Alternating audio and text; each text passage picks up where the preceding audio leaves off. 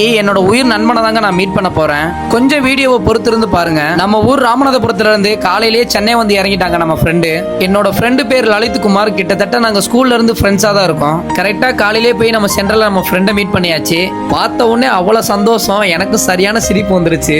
உங்க லைஃப்லயும் இதே மாதிரி ஒரு நல்ல நண்பன் இருப்பான், அவனை மறக்காம கமெண்ட் பண்ணுங்க.